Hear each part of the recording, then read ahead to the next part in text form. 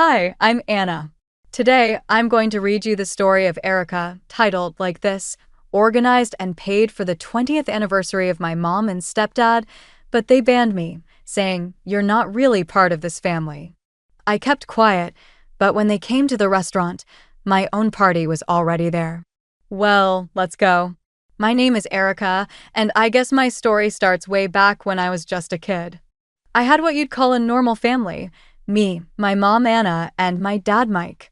We lived in this little house on Maple Street, and honestly, those were probably the best years of my life.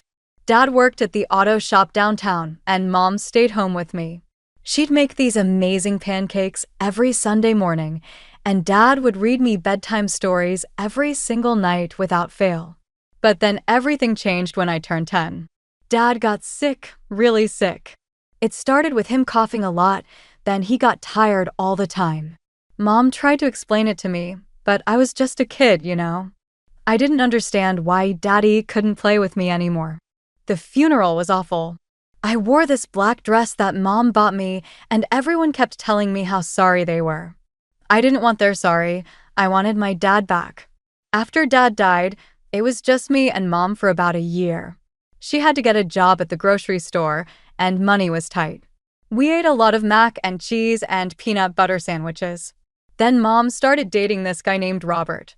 She met him at work. He was some manager or something. At first, I was happy because Mom seemed happier. "Erica, I want you to meet someone special," Mom said one day when I got home from school.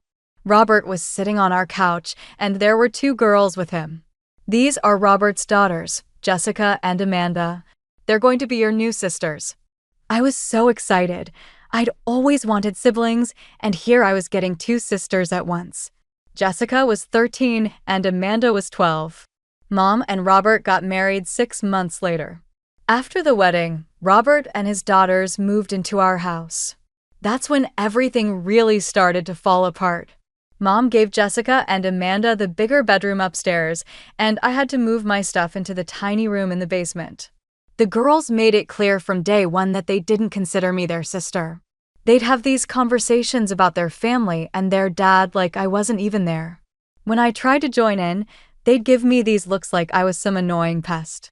The worst part was when they started setting me up for trouble. Jessica would eat the last of something and leave the empty container out, then tell Mom I did it. Amanda would mess up the living room and say I was the one who made the mess. And Mom believed them every single time. That's when I started spending more time at Grandma's house. Grandma Helen was Dad's mom, and she lived about 20 minutes away. She was the only one who really seemed to care about me anymore. I'd go there after school, do my homework at her kitchen table, and Mom would pick me up in the evening after work.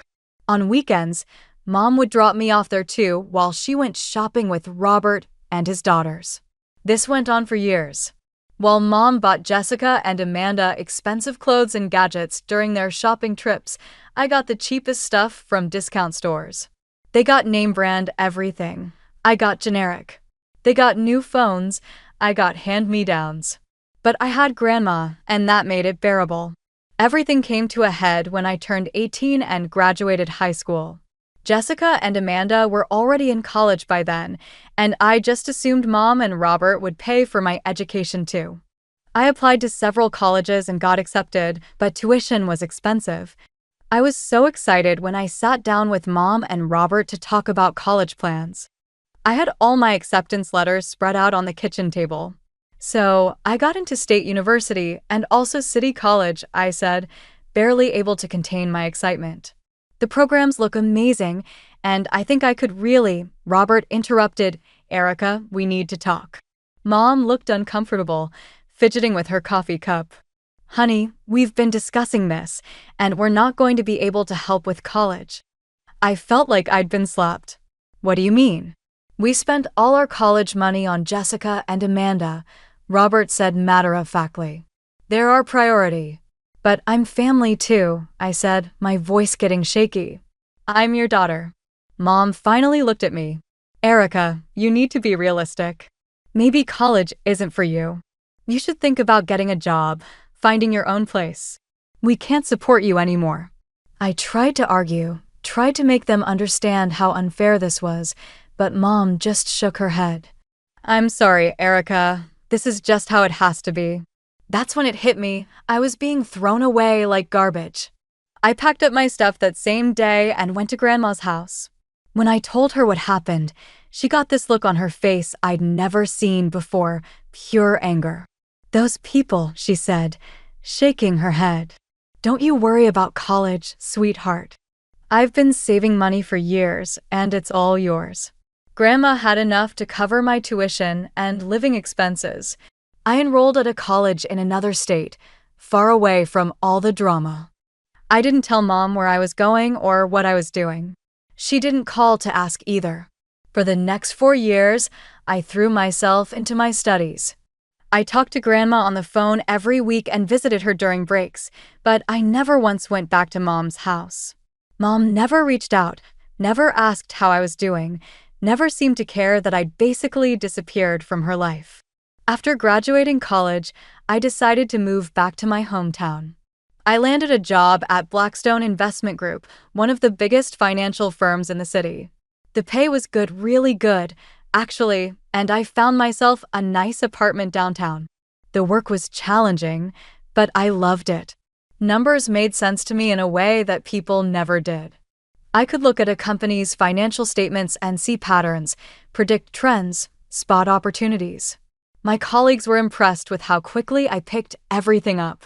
I settled into a routine pretty quickly, work during the week, grocery shopping on Saturdays, and every Sunday, I'd drive over to Grandma's house for dinner. She'd make pot roast or chicken and dumplings, and we'd sit at her kitchen table, talking about everything and nothing. I never mentioned Mom during these visits, and neither did Grandma. It was like this unspoken agreement between us that part of our lives just didn't exist anymore. The years flew by. I got that promotion, then another one. My apartment got nicer, my car got newer, and my bank account got fatter. I started investing my own money, building a portfolio that was performing really well. Life was good, simple, predictable. But then everything changed when I was 27. I got the call on a Tuesday morning. I was in the middle of reviewing quarterly reports when my phone rang. The number looked familiar, but I couldn't place it. Hello, is this Erica Matthews? The voice was older, shaky. Yes, who is this? This is Mrs. Peterson, your grandmother's neighbor. I'm sorry to have to tell you this, but Helen passed away in her sleep last night. The funeral was small.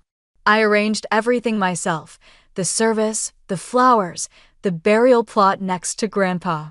I wore the black dress Grandma had bought me for my college graduation, the one she said made me look professional and beautiful. And then they showed up. I was standing by the graveside when I heard familiar voices behind me. I turned around, and there they were, Mom, Robert, Jessica, and Amanda. Mom looked older, grayer. Robert had put on weight. The girls looked like typical 30-somethings now, all designer clothes and perfect makeup. Erica, Mom said, walking over to me, I'm so sorry for your loss. I just stared at her. After 7 years of complete silence, that's what she had to say? Helen was a wonderful woman, Robert added, like he'd actually known her. Thanks, I managed to say, my voice flat. After the service, they approached me again. This time, Mom had tears in her eyes. Erica, I know things have been difficult between us, but now that Helen's gone, you only have us left. Maybe we could try to rebuild our relationship. I don't know, I said honestly. Think about it, Mom pressed. We're family. That has to count for something. Over the next few weeks, I did think about it a lot. Grandma was gone, and the house felt so empty without her. Maybe Mom was right. Maybe family was family, even if it was complicated. So I called her. Mom, it's Erica. I was thinking maybe we could try having dinner sometime, just to see how it goes. That would be wonderful. How about this Sunday? That first dinner was awkward as hell. We sat around their dining room table, the same one from when I was a kid, and made small talk about work and the weather. Jessica and Amanda weren't there, which was probably for the best. So, you work in finance? Robert asked, like he was meeting me for the first time. Yeah, at Blackstone Investment Group. I'm a senior analyst there. That sounds impressive, Mom said, though I could tell she didn't really understand what that meant. But it was okay, not great, but okay. So we tried again the next month and the month after that. Slowly, very slowly, we started building something that resembled a relationship. I'd come over for dinner once a month, sometimes twice. We celebrated Christmas together that year and Thanksgiving. I even met Jessica and Amanda for coffee a few times, though meetings were still pretty strained. I started helping Mom out financially too, nothing major, just small stuff. When their water heater broke, I sent her $500. When Robert needed new tires, I covered it. Little things that made me feel like maybe I was part of the family again. I thought we were rebuilding something real, something that could last. I thought maybe Mom had changed, grown up, realized what she'd lost when she chose Robert's daughters over me. The investment portfolio I'd built was doing incredibly well. The house Grandma left me was in a great neighborhood and had gone up in value. My salary at Blackstone kept increasing, and I'd been promoted again to portfolio manager. On paper, I was doing really well for myself. Maybe that was the problem. Maybe that's what changed everything. 3 years of this fake family reunion went by pretty smoothly. I'd gotten comfortable with the whole routine, monthly dinners, holiday gatherings, the occasional coffee with Jessica and Amanda. Sure, it wasn't perfect, but it felt like we were making progress. I actually started to believe that maybe Mom had learned something about what really mattered. That all changed on a Thursday evening in March. I drove over to Mom's house for our usual dinner, nothing special planned. When I walked in, I noticed Jessica and Amanda were already there, which was unusual. They typically didn't show up for these family dinners anymore. We ate the first part of dinner, making small talk, but then Jessica suddenly looked straight at me. Actually, Erica, I wanted to talk to you about something. I'm planning to start my own business, a boutique clothing store downtown. That sounds cool, I said. The thing is, I need about $100,000 to get started. I was hoping you could help me out. I almost choked on my food. You want me to give you $100,000? Come on, Erica. You're obviously doing well for yourself. You've got that big house, the fancy job, all those investments. $100,000 is probably nothing to you. I stared at her, then looked around the table. Mom was watching me expectantly. Robert had this smug look on his face. Amanda was nodding along, like this was the most reasonable request in the world. Jessica, $100,000 isn't pocket change, even for me. That's a huge amount of money to just give away for a business plan I haven't even seen. You don't trust me? Jessica asked, her voice getting sharp. It's not about trust. It's about being smart with money. I didn't get where I am by making stupid financial decisions. Robert leaned forward, his face getting red. You think helping your sister is stupid? Look, if you want to start a business, that's great, but find investors, get a loan. Do it the right way. Don't just expect me to bankroll your dreams. Mom's face was getting red now too. Erica, you have more money than you know what to do with. Would it kill you to help us out? I'm not giving you $100,000 for some half-baked business idea. The rest of dinner was completely silent. I could feel Mom's disapproving stare burning into me the entire time. Nobody said another word until I left. For 2 whole months, nothing, no dinner invitations, no phone calls, no text messages asking how I was doing. It was like I'd been erased from their lives again. I tried calling Mom a few times, but she was too busy, couldn't talk, had to go. After a while, I stopped trying. Then, out of nowhere, my phone rang on a Tuesday evening in May. Erica, it's Mom. I was wondering if you'd like to come over for dinner this Sunday. I think we need to talk. When I showed up Sunday, it was like a completely different person had answered the door. Mom was all smiles and hugs, acting like nothing had happened. I think we both said some things we didn't mean, she said. Families shouldn't let money come between them. I agree, I said, wanting desperately to believe this was genuine. We spent the next hour talking about old times. She brought out photo albums from when I was little. back when Dad was still alive. We laughed about the time I tried to give the dog a haircut, about my first day of school, about Christmas mornings when I was 7 or 8. For a moment, it felt like we were actually connecting, like maybe we could get past all the drama and hurt feelings. Then she got that look on her face, the one I should have recognized by now. Actually, honey, I do have something I wanted to ask you about. Here we go, I thought, but I kept my mouth shut. Robert and I are celebrating our 20th wedding anniversary next month. We'd really like to have a nice party to mark the occasion. That sounds lovely. The thing is, we're not really in a position to plan something big right now. Money's a little tight, and I don't really know where to start with the organizing. I was wondering if maybe you could help us out. I should have said no right then, should have seen exactly what this was, but I was so desperate to have some kind of family relationship that worked. What did you have in mind? Oh, nothing too fancy, maybe 30 people or so, just family and close friends, somewhere nice but not too expensive. I could help with the planning, I said carefully.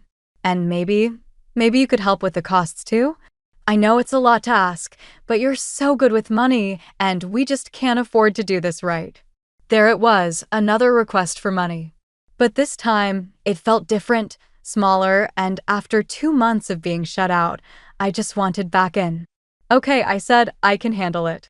Mom's face lit up like Christmas morning. Really? Oh, Erica, thank you so much. This means the world to us. So, for the next month, I threw myself into planning their anniversary party. I found a perfect little restaurant downtown that could accommodate 30 people. I paid for the deposit, the decorations, even hired a DJ. I called Mom every few days with updates. The flowers are all set, I'd tell her, and the DJ has a great playlist of music from the 80s. That sounds perfect, honey. You're doing such a wonderful job. 2 days before the party, I called her with the final details. Everything's ready to go. The party starts at 6 o'clock on Saturday. I'll see you there a little early to make sure everything's set up properly. There was a pause on the other end of the line. Actually, Erica, there's been a change of plans. You're not invited to the party. I laughed because I thought she was joking. Very funny, Mom. I'm serious. The laughter died in my throat. What do you mean I'm not invited? I planned the whole thing. Robert and I talked it over with Jessica and Amanda. We decided that you're not really part of this family. This party is for people who actually support us. I felt like I'd been punched in the stomach. I organized this entire party. I paid for everything. And we appreciate that. Consider it a small way to make up for not helping Jessica with her business. We don't think you deserve to be there. Don't try to show up at the restaurant, Erica. You won't be welcome. The line went dead. I sat there, staring at my phone, trying to process what had just happened. Then the text messages started coming in. Jessica, can't believe you thought you'd actually be invited. Amanda, enjoy your Saturday night alone, loser. Jessica, maybe next time you'll think twice before being such a selfish bastard. Amanda, you're not family, and you never will be. I sat there for maybe 10 minutes, just staring at those horrible text messages. Then something clicked in my brain. A smile started spreading across my face as I realized something incredibly important. I had planned this party. I had paid for everything. The restaurant booking was in my name. The decorations were paid for with my credit card. The DJ was hired by me. This wasn't their party anymore. It was mine. I grabbed my phone and called Bella's Bistro, the restaurant I'd booked. Hi, this is Erica Matthews. I have the anniversary party booked for Saturday night. Yes, Miss Matthews, everything's all set for your event. Great, I need to make a small change to the decorations. Can you remove the anniversary banner and replace it with something that says long-awaited freedom instead? Of course, we can have that ready for you. Perfect. And I'm changing the start time. Instead of 6 o'clock, let's make it 3 o'clock. No problem at all. Next, I started calling every friend I could think of, college buddies, coworkers, people I hadn't talked to in months. Hey, Sarah, it's Erica. I know this is short notice, but are you free Saturday afternoon? I'm throwing a spontaneous freedom party, and I'd love for you to come. Count me in. That sounds like exactly the kind of party I need. I called 20 people total. 15 of them said yes immediately. Apparently, everyone loves a good screw toxic people party. Saturday afternoon came, and I got to the restaurant early. The new banner looked perfect, long-awaited freedom in beautiful gold letters. I changed into my favorite red dress, the one that made me feel confident and powerful. My friends started arriving right on time. Sarah brought her boyfriend Mike. My college roommate Jessica brought a bottle of champagne. Even my coworker Tom showed up with his wife. Okay, I have to hear this story, Sarah said as we all gathered around our tables. What exactly are we celebrating freedom from? So I told them everything, the whole sordid tale of my mother and stepfamily, the business loan demand, the anniversary party setup, being uninvited from my own event. By the time I finished, everyone was shaking their heads in disbelief. Well then, Sarah raised her champagne glass. Here's to toxic people removing themselves from your life. Everyone cheered and clinked glasses. For the first time in months, I felt genuinely happy. About an hour into our party, the restaurant manager came over to our table, looking flustered. Miss Matthews, there's a woman at the front door who's very upset. She's claiming this is supposed to be her anniversary party. I grinned. Tell her the restaurant is closed for a private event. She's being quite persistent. She has several people with her, and they're demanding to be let in. I walked over to the front of the restaurant, where floor-to-ceiling windows gave me a perfect view of the entrance. There they were, Mom, Robert, Jessica, Amanda, and about 20 other people I vaguely recognized as relatives and family friends. Mom was pounding on the glass door, her face red with fury. I pulled out my phone and called her. Hello, Mother. She spun around and saw me through the window, phone pressed to her ear. Erica, what the hell is going on? Why is the restaurant closed? This is supposed to be my anniversary party. Actually, this is my party. I paid for it, I planned it, and I decided who gets to come. You can't do this. I can, and I did. You told me I wasn't part of your family, remember? So I threw my own party instead. Through the glass, I could see Robert gesturing angrily. Jessica and Amanda were both on their phones, probably texting me more insults. The other guests looked confused and embarrassed. Erica, this is insane. You've ruined everything. I didn't ruin anything. You did when you decided to use me like an ATM and then throw me away. Open this door right now. Nope. Enjoy explaining to all your guests why there's no party. Maybe tell them how you invited your daughter to plan and pay for your anniversary celebration, then uninvited her because she wouldn't give your stepdaughter $100,000. Mom's face went white. I could see her looking back at the confused guests, realizing she'd have to explain this whole mess to them. You're a vindictive little bastard, she hissed into the phone. I'm someone who finally learned not to let people walk all over me. Goodbye, Mom. I hung up and went back to my friends, who had been watching the whole drama unfold through the windows. We partied until 10 o'clock. My friends were amazing. They kept the mood light and fun, made terrible jokes about toxic families, and helped me celebrate what was honestly the best decision I'd made in years. When I got home that night, my phone was buzzing with messages not just from Mom and the stepsisters this time, but from relatives who'd been at the non-party too. Mom, you are dead to me. Don't ever contact me again. Jessica, you're a psychotic freak. No wonder Dad died to get away from you. Amanda, hope you enjoyed your little tantrum because you'll never have a family again. Robert, your mother is heartbroken. You should be ashamed of yourself. Aunt Linda, I don't understand what happened tonight, but your mother is very upset. Cousin Dave, heard about some drama at the party. Everything okay? I read through all of them, waiting to feel bad or guilty or sad, but you know what I felt instead? Relief. Pure, overwhelming relief. I typed out one response and sent it to Mom, Robert, Jessica, and Amanda. You're right. I will never contact you again. Thanks for finally showing me who you really are. Then I blocked all their numbers. 3 days later, I got an email from Mom. The subject line read, "Disowning notice." I almost deleted it without reading, but curiosity got the better of me. "Erica, after your disgraceful behavior at what was supposed to be our anniversary celebration, Robert and I have decided to formally disown you. You are no longer our daughter, and we want nothing to do with you. Do not contact us ever again. You are not welcome at family gatherings, holidays, or any other events. As far as we're concerned, you don't exist." I read it twice, then started laughing, actually laughing out loud in my empty house. She thought this was some kind of punishment, but it was actually the best gift she could have given me. I hit reply and typed back, "Perfect. Thanks for making this official. Have a nice life." That was 6 months ago. I haven't heard from any of them since, and my life has been absolutely peaceful.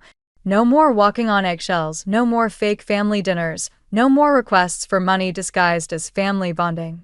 I got promoted to senior portfolio manager at work. I've been dating a really great guy I met through Tom. I joined a book club and started taking yoga classes. I volunteer at the animal shelter on weekends. My house, Grandma's house, feels like home now, instead of just a place I inherited. I've redecorated it exactly how I want it, filled it with plants and books and things that make me happy. Sometimes people ask if I miss having family. I tell them I finally figured out the difference between family and relatives. Family are the people who love and support you. Relatives are just people who happen to share your DNA.